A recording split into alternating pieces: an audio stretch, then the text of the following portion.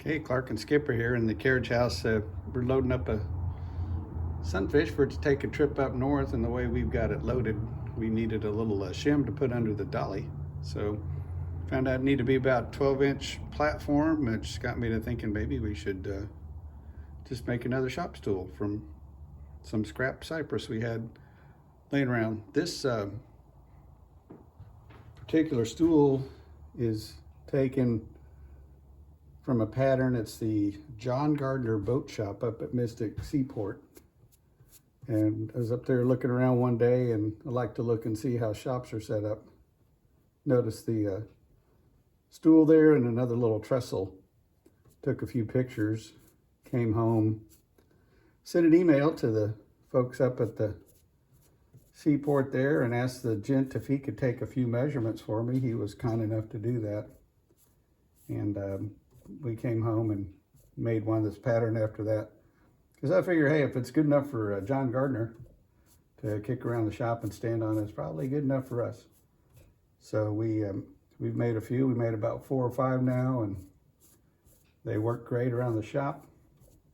And we've got a few in the house, even in the pantry and other places. And the good size. Some of the features, a little handhold in the top. There's a little, what I call a little toe kick along the bottom there. It's good size to slide your foot in there, drag it around the shop with you. Nice and stable. The legs are flared out. They come out even with the end.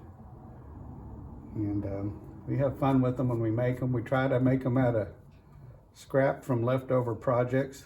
These are a few odd sized boards that was working on our catboat project. So we're got this one cut out. It'll perform multiple duties. Like I said, it'll hold up a front part of a sunfish dolly to keep the sunfish level, so we built a little craft table to go above it and can stack more things that way.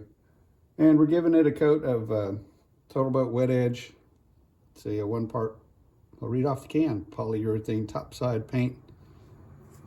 And we love this color. We've used it on several boat, so we used it on our little super sailfish tracker. It's Fire Red, and the other white is a blue Gloe white. We normally like to use, if we've got a little bit of a paint left over, Captain Jack used to call that a heel of paint.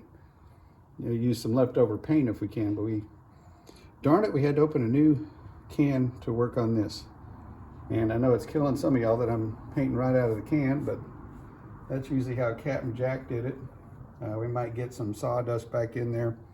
If we do, on our next project, we'll pull out the filters and pour it through a filter into a pot and get rid of them that way. But I tell you, did no sanding on this, just cut it out, left it as rough as we could, because you're gonna want some traction on this thing. You don't want it all slippery and slick. So I didn't even brush this off. It's still got some sawdust and some other places, so we're hoping to have a little grip on there when it's done. But one of the things we like to do, some of you may have recognized it already, when we paint one of these little stools, is paint them for one of the family members and put their signal flag colors on it. So this is signal flag Bravo from one of our family folks. I don't have one yet, or I do, but it's got a different paint scheme. So Skipper's got one, and a couple of the other crew have theirs now. And they graciously allowed us to let our sunfish Madison borrow it for the trip she's getting ready to take up to Tidewater. So we'll let this dry. We went around the edge first with one coat to get some of the end grain. Let that soak in, then came back with the second coat.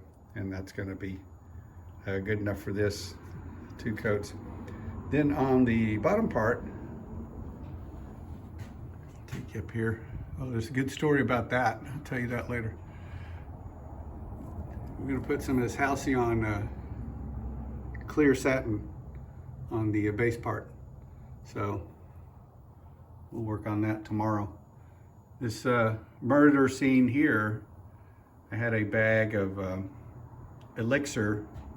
It comes in one of those stop loss bags, stored up there, and didn't pay much attention. There are some nails sticking through the sheathing on the carriage house here, and I pushed the bag in the wrong spot one day and nail poked it, and then all of a sudden we got this going down the wall. I got on a flashlight and a few other things, was moving the bag around, got some paint on me, didn't notice. Skipper wanders by and says, "Are you bleeding?" I look down, I see red. I'm like, "I don't know."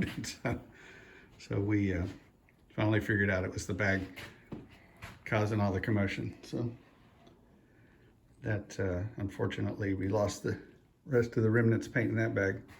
Here's my first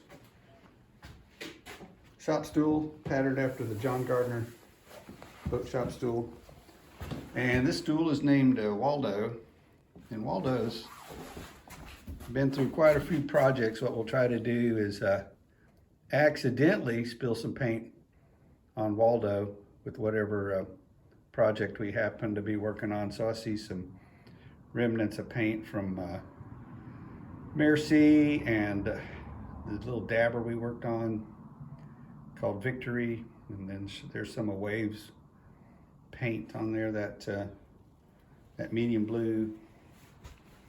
There's a few stripes, leftover stripes that we had on Viper. So she's got her sunfish stripes, and it looks like there's some of the white leftover from our little punt scuppers. So that's what's keeping me entertained and out of skipper's hair for a while. So we'll be letting this paint dry and then get some varnish on the bottom part tomorrow. We would do it now, but I'd probably just end up getting varnish all over the wet paint. So if you're interested in trying out some of this paint, we really enjoyed the colors. Used the blue glow white and the fire red quite a bit. There's another one up here that I really like, the Kingston gray. It is a beautiful color. Put that on several things. So give our fine friends at Jamestown Distributors a call. Tell them Clark and Skipper sent you. We hope y'all are staying dry and warm wherever you're at, and we'll be checking back with you. That's all we got for now.